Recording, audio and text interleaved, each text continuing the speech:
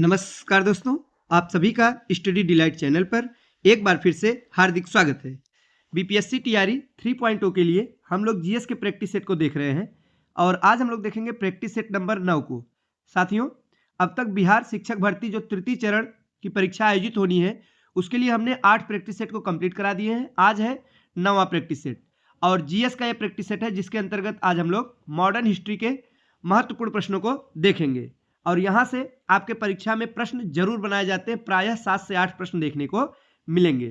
पहला प्रश्न है सविनय अवज्ञा आंदोलन संबंधित प्रश्न है साथियों कि इनमें से किसने अप्रैल 1930 में वेदारण्यम सत्याग्रह का आयोजन किया। तो वेदारण्यम सत्याग्रह का आयोजन अप्रैल 1930 में किसने किया? तो चक्रवर्ती राजगोपालाचारी, जिसे सी राजगोपालाचारी के नाम से भी जाना जाता है जिन्हें। तो ऑप्शन नंबर बी हमारा ठीक जवाब हो जाएगा।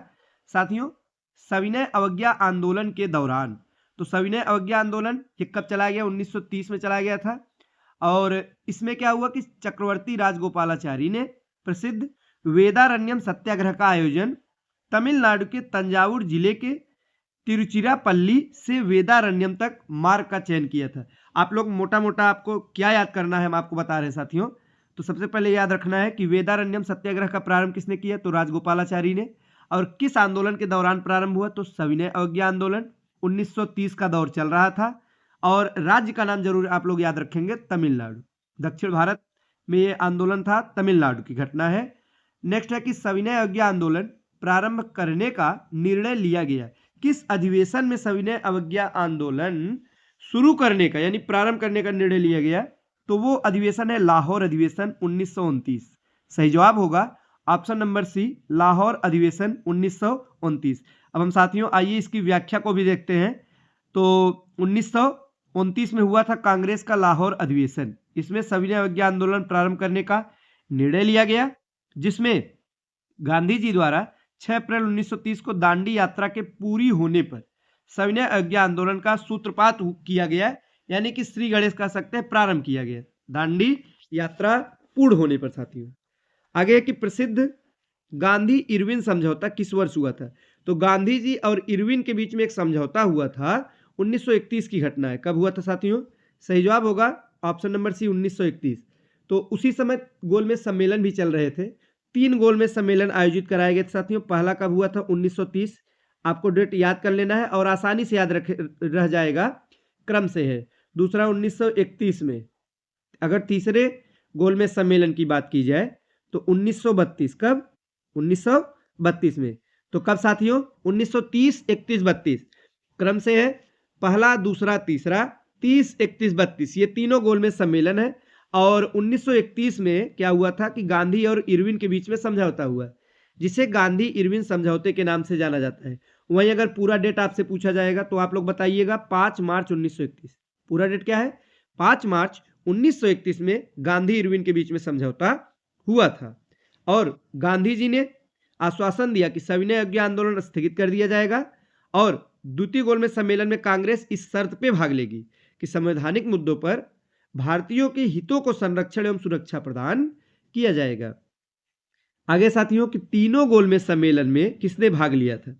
तो दिए गए विकल्पों में बी आर अम्बेडकर यानी डॉक्टर भीमराव अम्बेडकर जी ये तीनों गोलमेज सम्मेलन में भाग लेने वाले भारतीय थे। जरूर याद रखिएगा, बार बार ये प्रश्न बनता है। वहीं अगर पूछा जाएगा कि कांग्रेस ने किस गोलमेज सम्मेलन में भाग लिया, तो द्वितीय में। किसमें साथियों? द्वितीय में। और कांग्रेस की तरफ से कौन गए थे, सम्मिलित कौन हुए थे? गांधी जी सम्मिलित हुए थे। इनके साथ अन्य लोग भी थे, किंतु गांधी जी का नाम आपको याद जरूर होना चाहिए।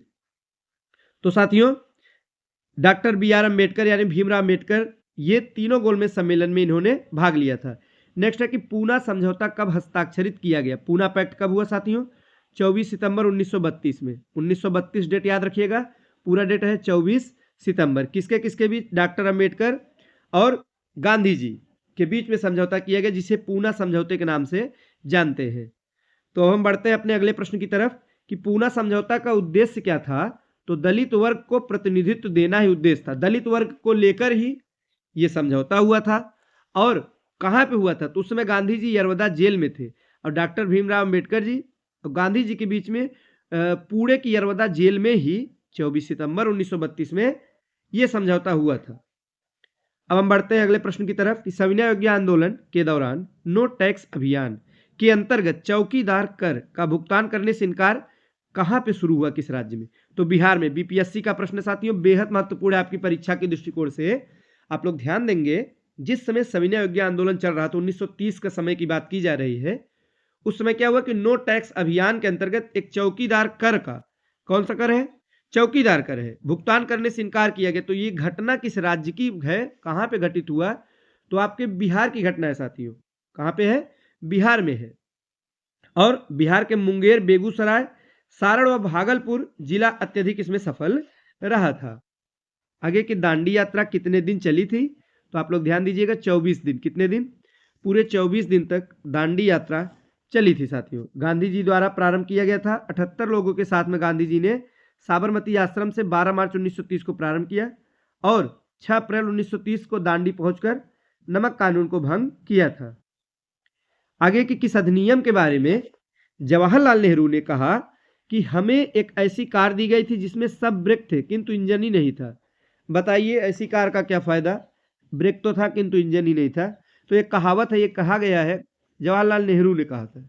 किसके बारे में? तो 1935 का अधिनियम था उसी के बारे में, क्योंकि पूरी स्वायत्तता प्रदान नहीं की गई थी साथियों। आइए देखते हैं 1935 का भारतीय शासन अधिनियम भारतीय संविधान के एक प्रमुख सूत्र है। ये जो है संविधान का अधिकांश भाग यहीं से लिया गया है साथियों।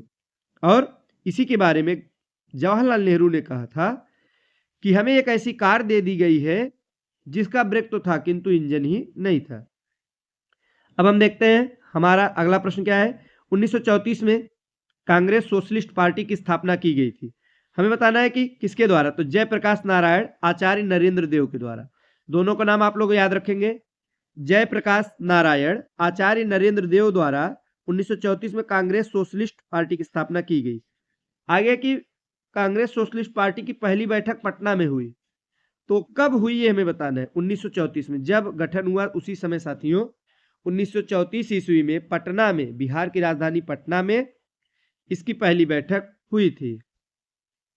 नेक्स्ट है, निम्नलिखित में से कौन सा एक सही सुमेलित नहीं है?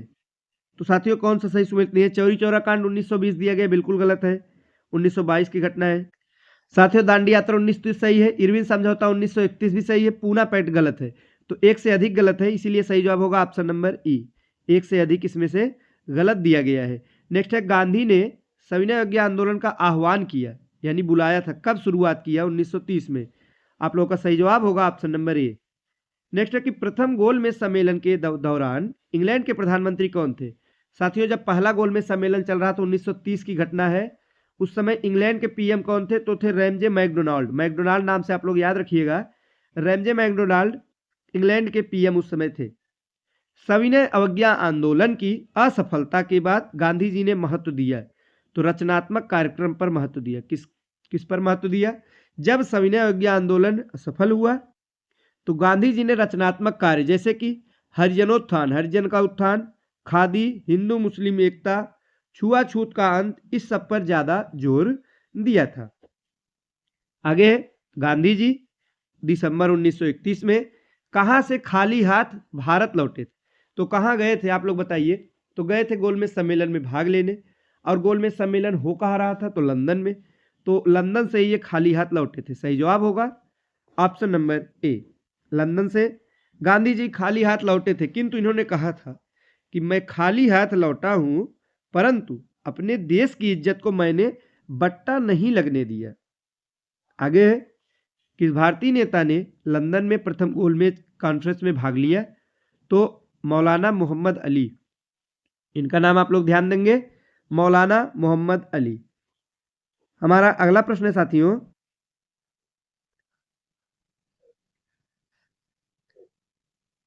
कि 1930 में कांग्रेस का सविनय अवज्ञा आंदोलन इतना सफल हुआ कि निम्नलिखित शहरों में से एक में अंग्रेजी राज के कई चिन्ह कई महीनों तक गायब से हो गए।